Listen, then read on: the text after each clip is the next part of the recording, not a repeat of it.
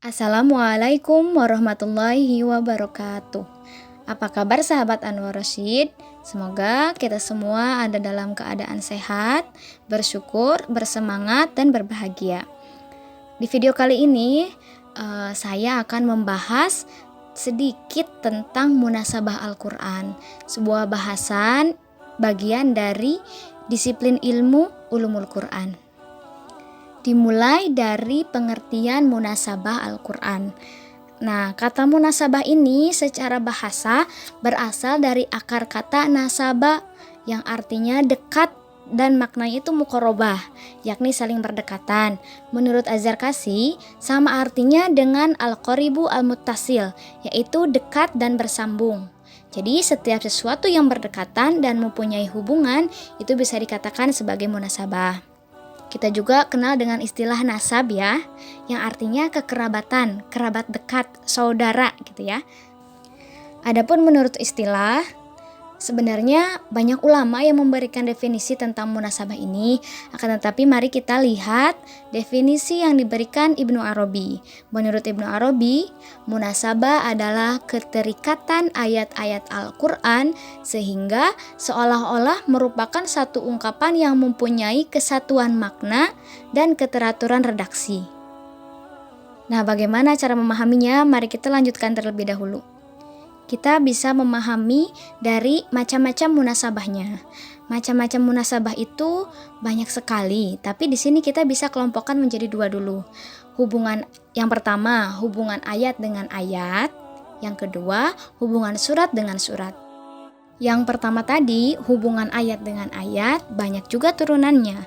Ada hubungan ayat sebelumnya dan dengan ayat setelahnya. Di sini dikatakan zohirul irtibat. Jadi kaitannya itu sudah nampak jelas. Tidak bisa menjadi kalimat yang sempurna apabila dipisahkan.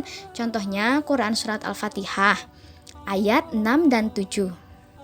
Di ayat 6 surat Al-Fatihah merupakan doa agar diberi petunjuk. Ihdinas siratal mustaqim. Tunjukilah kami jalan yang lurus. Nah, kan jalan yang lurus itu jalan yang seperti apa?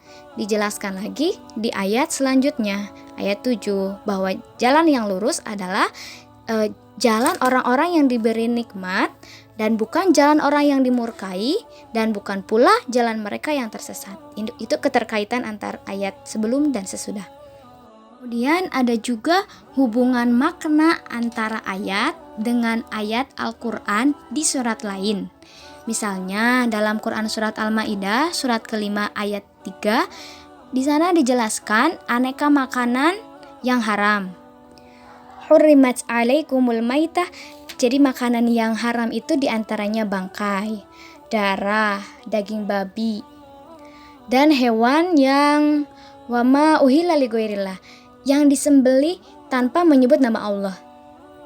Kemudian dijelaskan di Quran surat Al-An'am ayat 145 bahwa darah yang haram itu adalah damam masfuhan, darah yang mengalir. Kemudian contoh yang terakhir yaitu ada hubungan penutup surat terdahulu dengan awal surat berikutnya. Jadi ayat terakhir dalam sebuah surat itu berhubungan dengan ayat pertama di surat berikutnya. Contoh dalam surat Al-Waqiah ayat terakhir. Di sana berisi tentang perintah untuk bertasbih. Fasabbih bismi rabbikal azim.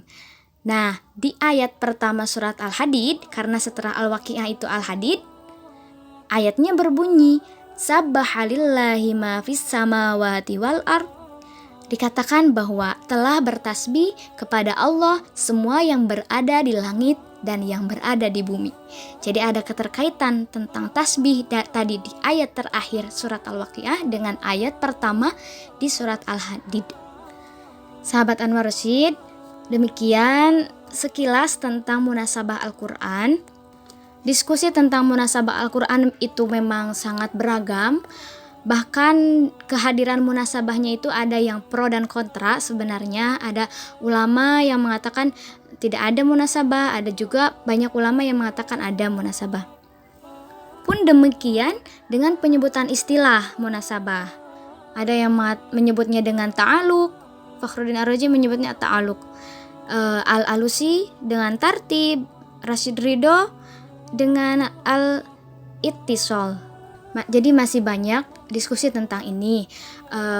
Namun kali ini dicukupkan sekian. Semoga menjadi pemantik untuk kita semua untuk penasaran tentang munasabah Al-Quran ini.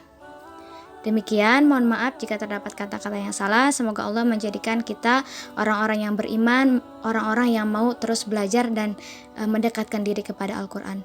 Billahi taufiq wal hidayah. Wassalamualaikum warahmatullahi wabarakatuh.